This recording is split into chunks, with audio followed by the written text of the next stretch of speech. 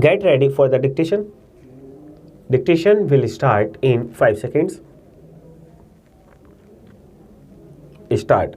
Mr. Chairman, sir, I would like to say a few words about the motion of thanks on President's address.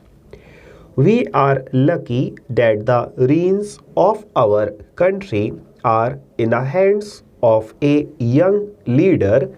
Sir, you may be aware that youth always aspires to attain great heights, and this is possible because they are fearless, courageous, and have a will to work. They carry the pupil along with them. History bears testimony to this. A youthful person is always dauntless, courageous, and has a goal to achieve. Hence, our Honorable Prime Minister not merely aspires to take the country, rather, he has resolved to accomplish the whole task on a war footing. Here, I would like to say that India stands for firm determination. Those who are incapable to fulfill the resolution can never be considered Indian. The Honorable Prime Minister has initiated social revolution with full enthusiasm. He has launched a number of schemes for the upliftment of society and advancement of all the sections, particularly the youth.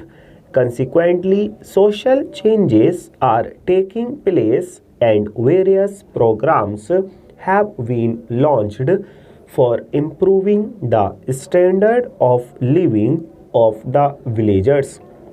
New shape is being given to the rural areas.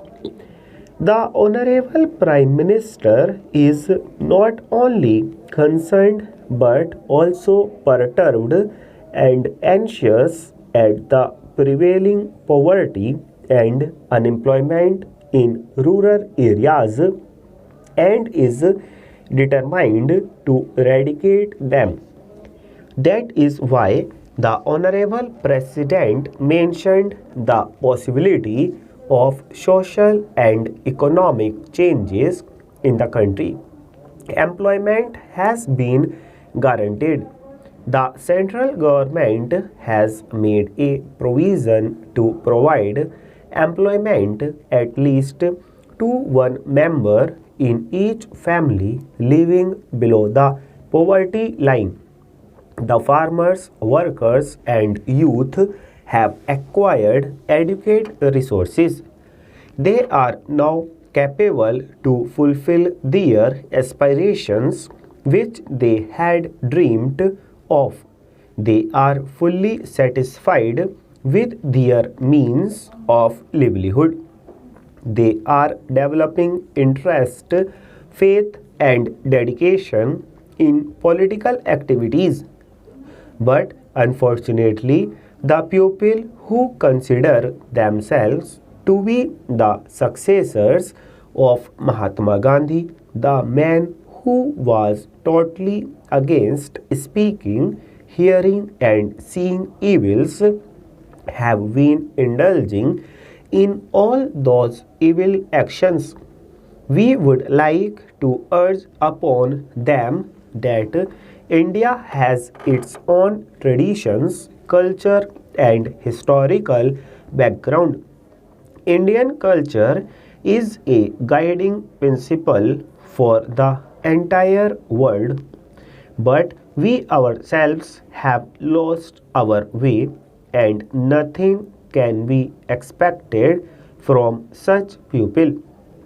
We will have to revive our identity which we have lost at present. Today, democracy and socialism are flourishing, and the feelings of brotherhood and unity are getting strong. We are celebrating Nehru centenary this year. We should try to evaluate the programs launched by Pandit Nehru. The government will have to propagate his principles. Our words and deeds vary. So, we will have to give a practical shape to the programs of Pandit Nehru. Otherwise, we would not be worthy of calling ourselves to be the successors of Mahatma Gandhi. So, I would urge upon the members of opposition to continue our struggle for the protection of the weak from the mighty. Full stop.